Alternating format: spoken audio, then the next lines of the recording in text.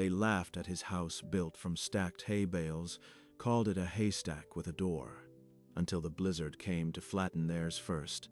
They said the first real wind would scatter it like chaff. They weren't laughing now. The shingles are tearing loose. The whole roof's going. It'll rip clear off. We can't stay here. 2 feet thick. The wind can howl all at once.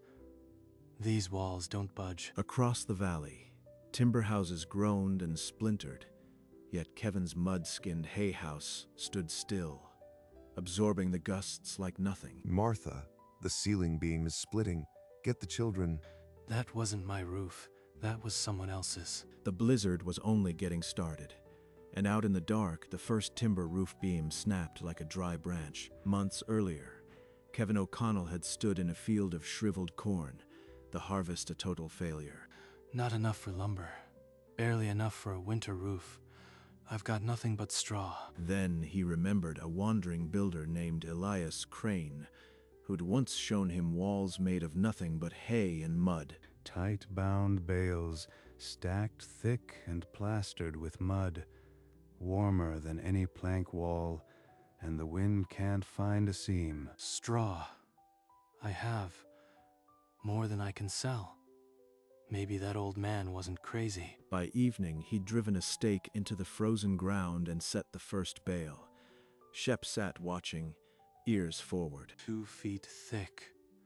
No wind is getting through that. He worked alone, heaving each dense golden bale into place, lashing them tight with twine. The wall grew, solid and straight. They'll call me a fool.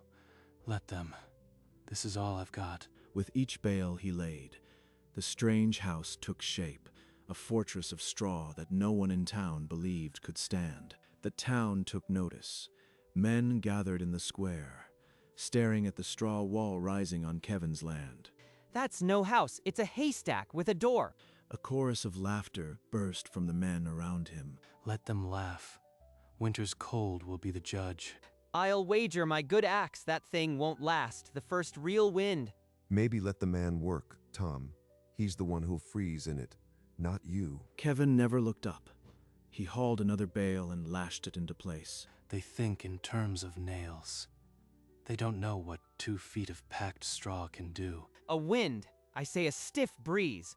That bale wall will scatter like autumn leaves. Kevin worked on, stacking bale upon bale until the walls rose higher than any man's head. Kevin set the final bale and plastered the last wall with mud. The hay house was complete. Looks like nothing they've seen, but it'll stand. That evening, Thomas Bell stacked silver coins on a barrel in the town square. The wager was sealed. First real storm, that haystack turns to kindling. I'll have a new axe by morning. By noon the next day, the sky had turned to iron. A black wall of cloud rolled over the mountains. The air went still. The whole valley seemed to hold its breath. Let it come. He lit the fire inside, and a warm amber glow pushed against the small window. The first thick flakes fell, silent and heavy, blanketing the ground. This is the one. The storm they all bet would flatten me. We'll see. By nightfall, the blizzard swallowed the valley. Wind hammered like fists of ice, and timber houses groaned. Kevin's hay house, 2 feet thick and mud-skinned, barely shuddered. That wind. It's tearing through every crack in their plank walls, but it won't get in here. Shep stood by the window, hackles raised, barking at the white chaos outside. Easy, boy. It's just noise. Noise can't hurt us. A mile away, Henry Wainwright's timber cabin fought a losing battle against the cold. Martha, pile on the quilts. The stove can't keep up. The wind's sucking warmth right out of the walls. I can see my breath, Henry, and the children are shivering. We can't stay like this. They're freezing in their plank boxes. All that timber, and not one seam tight enough. Meanwhile, I am sweating. Henry's windows rattled violently. A fine spray of snow hissed through the gaps between the logs. We won't last the night. We have to do something. The wind found a seam in Henry's roof and tore a shingle loose, whipping it into the black. There goes another. If we lose many more, the whole thing peels off. Inside his hay house, Kevin stirred a pot of stew over the fire, steam curling into the snug air. They're probably patching holes right now. Here, I've got nothing to patch. In Henry's cabin, a thin crack split across the ceiling beam, dust sifting down onto the frozen floor. Martha, look, that beam wasn't split an hour ago. If the roof lifts, we're finished. Outside, the gale screamed across the valley, but Kevin's thick walls turned the wind into a dull roar. That howl, it's looking for weak spots. It won't find any here. More shingles tore from Henry's roof, each one opening a fresh wound for the cold to pour through. We can't wait for morning. We need to go to the only roof that's still standing. Before Henry could move, an explosion of wind blasted across the roof. With a screech of nails, the whole northern slope lifted and peeled away into the night. The roof's gone. Cover the hole. Martha thrust a quilt at the gap, but the wind tore it from her hands and sent it flapping into the darkness. Cold poured in like a flood. Henry, it's no use. We're in the open now. A mile away, Kevin's hay house stood steady. The wind rammed against the thick walls, but the bales absorbed the blow. The mud skin unbroken. The storm is straining every timber in this valley, but it can't strain what won't resist. At Thomas Bell's house, the wind found a weakness. A window frame, battered by flying ice, suddenly gave way, and the room filled with shards and snow. Get something, board it up, my money. My house can't fail. But the wind was already inside, looking for the next seam to burst. We can't stay and freeze. Wrap the children. We go to the haystack now. In the ruined cabin, Henry pulled Martha close, shielding their children from the blizzard howling through the open roof. They had minutes before the cold claimed them. We can't patch this. The only thing still standing is that fool's hay house. We go or we die. Through his ice-fringed window, Kevin peered into the white chaos. The storm screamed, but his walls held. He could see nothing but swirling snow. If anyone's in trouble out there, I wouldn't even see them through this. God help them. Outside Henry's wrecked cabin, the family pushed into the blizzard. The wind seized them instantly, filling their coats with biting snow. I can see it. That golden speck, that's his window. It's the only light in the whole valley. Keep your eyes on it. Don't lose it. That's the haystack we all laughed at, and it's the only thing that can save us. They bent into the wind, each step sinking deep into the drifts, the children crying against Martha's chest. Shep's restless. Maybe it's just the storm, but he keeps growling at the door, as if something's coming. The light grew ahead, small but steady, a promise of warmth in a world being torn apart. Across the valley, other cabins were failing. Thomas Bell's frame cracked audibly, and the wind tore another hole in the wall. It's breaking apart. The whole north corner is pulling loose. I can hear the nails screeching. We're nearly there. I see the door. I see the haystack we mocked, and it's still standing. Keep moving. Henry, the children are so cold. We can't stop now. The family staggered forward, the blizzard so dense they could barely see the ground, but the amber light drew them on. That noise, not the wind. Something heavy shuffling through the drifts. A muffled shout, then a child's wail cut through the gale. Kevin's heart tightened. There are people out there, in this. Outside, the Wainwrights were close enough to see the door, but each step cost them strength, and the children were shivering uncontrollably. Shep, quiet. Listen. That's a child crying. Someone's out there fighting the storm. Kevin snatched his coat and moved toward the door, straining to hear through the howling wind. A distant crack, like a beam snapping, cut through the blizzard. Somewhere across the valley, another roof collapsed. Outside the hay house, Henry stumbled into a hidden drift, his leg sinking to the thigh, dragging Martha and the crying children down with him. Get up, Henry. We're here. Grab the children and push. We can't stop now. Henry lurched up, snow caked to his beard, and hurled himself at the door, pounding with frozen fists. Kevin, open the door. It's Henry Wainwright. We have children. Through the thick wood, Kevin heard the frantic hammering, and a child's wail cut through the storm like a blade. That's Henry. He didn't throw a coin on that barrel. But he never stopped the laughter either. Please, Kevin, the baby's lips are blue. Kevin's hand closed on the cold bolt. Then he slid it back with a rough scrape, but the door stayed shut. Kevin pulled the door open against the wind, and the family tumbled inside in a sheet of snow and ice. Get them to the fire. Martha, bring the children here. The heat. It's like stepping into July. How can straw make this possible? Our plank walls never held heat like this. Even with a roaring stove, we froze. Kevin stripped their icy outer wraps and pushed hot tea into their trembling hands, then fed the fire with more wood. They're feeling what I felt the first time I stepped inside. A wall that holds heat like the earth itself. Henry pressed his palm against the bale wall, feeling its dense mass. No cold seeped through, no draft, just solid, warm stillness. This isn't a haystack. It's a fortress. The wind outside is screaming, and I can't even feel a chill on this wall. It's not about the material. It's about the thickness. The wind can't snake through 2 feet of packed straw. It has to go around. Martha sank to her knees by the hearth, tears cutting tracks through the frost on her cheeks as the storm continued to beat uselessly against the hay house. Kevin, who taught you this? I've never seen a barn built this way, let alone a house.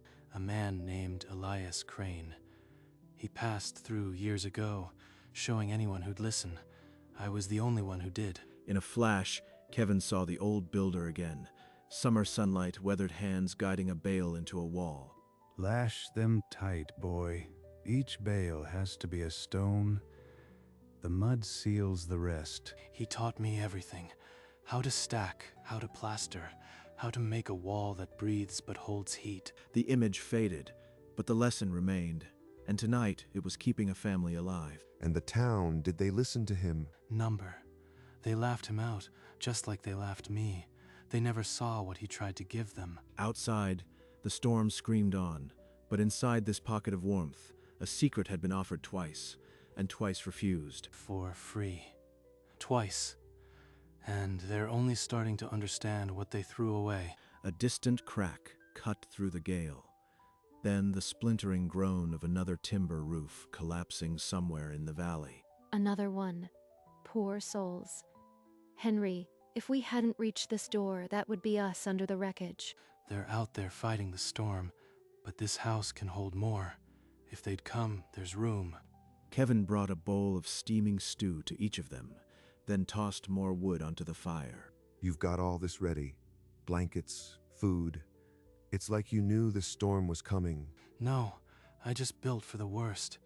A storm like this only has one answer. A wall thick enough to keep it outside. He rapped his knuckles against the bale beside him.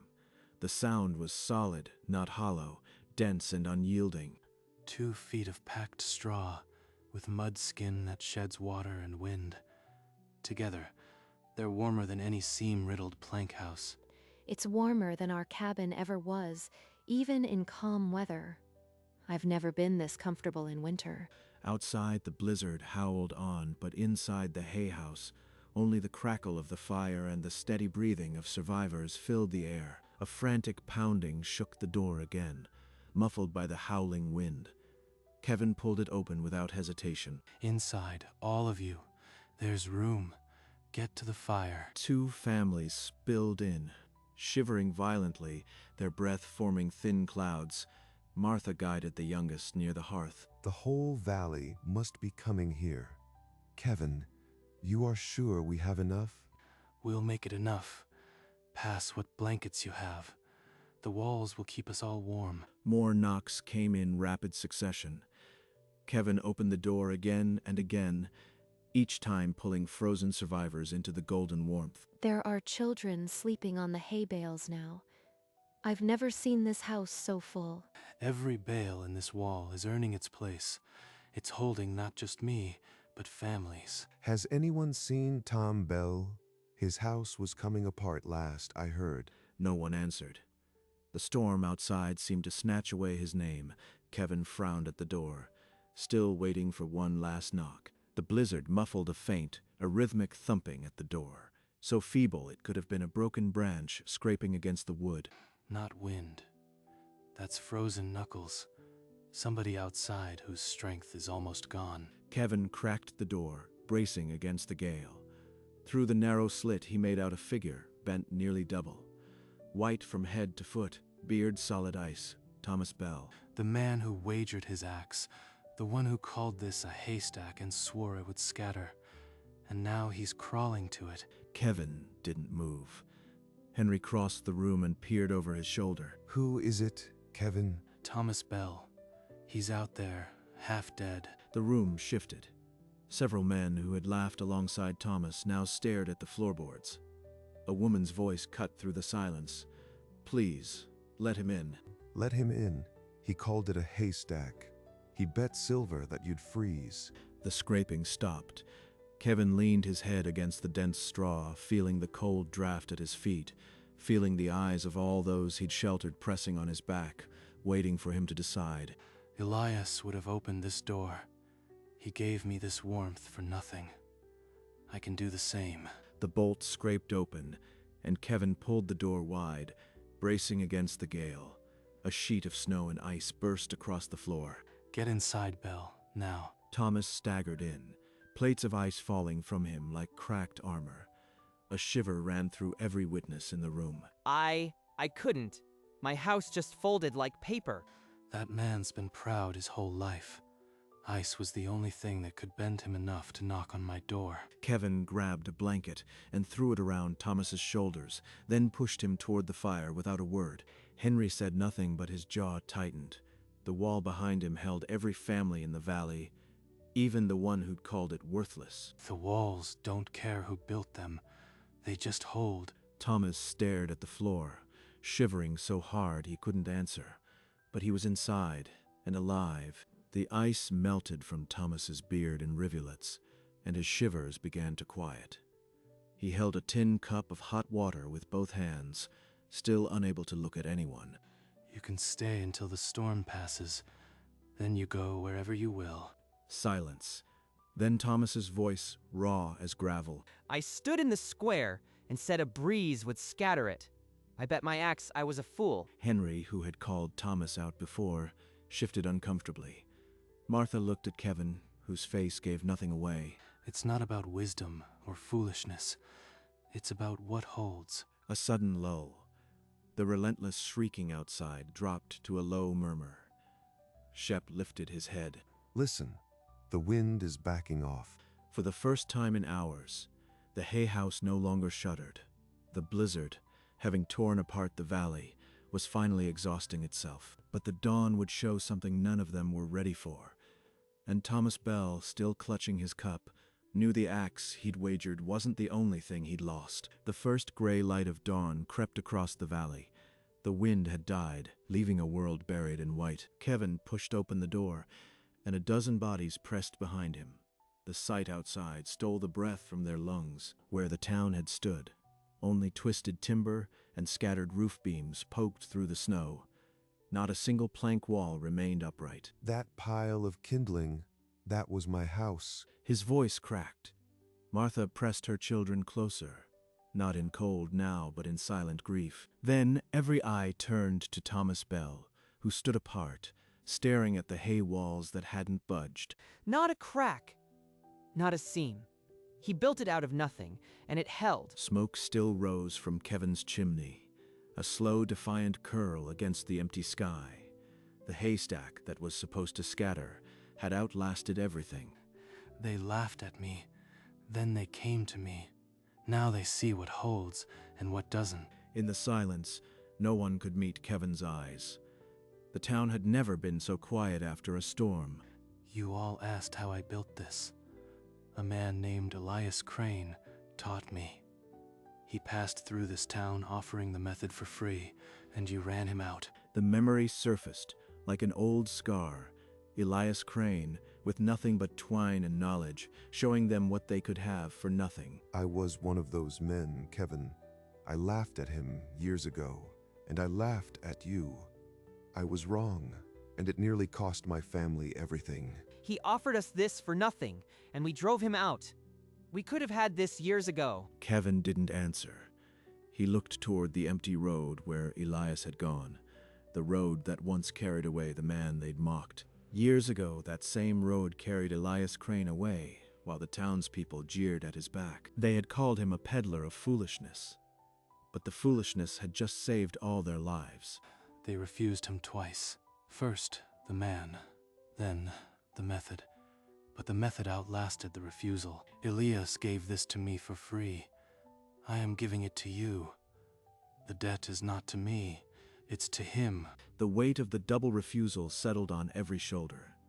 Thomas Bell stood alone by the Bale wall, but for the first time, he wasn't cold. Kevin, show us how. All of us.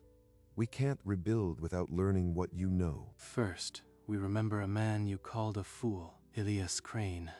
The debt isn't paid until you say his name right. One by one, the heads that had been hung in shame rose again, not in pride, but in purpose. I owe him more than silver. I'll build my next house out of his hay walls. The children, who had slept in the hay, began to play in the new snow. The world was broken, but it wasn't finished. Elias would have liked this. Not the destruction, but the second chance. The third, really. We start with bales, tightly bound. Then we plaster with mud. There's no magic, just what holds. Men who had mocked him now held twine and baling needles, their hands learning what their minds had refused. They came back for the warmth, but they'll stay for the knowledge, and Elias gets his name back. The haystack with a door had become a school, and the man they laughed at was now the teacher. In the days that followed, Kevin's walls were never empty. Neighbors came with mud and twine, patching the plaster he'd once mixed alone. Martha baked bread in his oven, her children playing with Shep at the hearth. The house was a home now, not just a shelter. This is what Elias meant. Not just warmth, but people around the warmth. When dusk came, Kevin walked the fresh snow with Shep at his side. The valley lay quiet under a clear sky. They called it a haystack. Now they call it home. Funny how a storm can turn mockery into memory, and into walls that last. The smoke curling from his chimney was the same as it had been the night of the storm. Unchanged, steady. The man who built it was no longer a fool. He was the keeper of the knowledge that had saved them. And somewhere down the road Elias Crane had taken, they would finally send a wagon of thanks. The wind had scattered nothing. The haystack with a door was still standing. At twilight, the hay house stood alone in the silent snow, its windows amber with life. A single golden bale, untouched, lay where it had been left. The fury had passed over it. Frost traced the straw with silver, a quiet proof of what holds against the wind. Kevin walked the white path home with Shep at his side, the house a beacon in the settling dark. His hands, once raw from heaving bales, now opened the door to warmth and welcomed all who came. The door shut. The chimney smoke trailed upward, a silent victory against the cold. Across the valley, new walls rose from the same straw. The knowledge no longer refused. A torn drawing of a bale wall lay on a table, a testament to the builder they had twice refused. They laughed at a man with hay, but the storm had the last laugh, and the haystack with a door stood and would stand long after the laughter had fallen silent.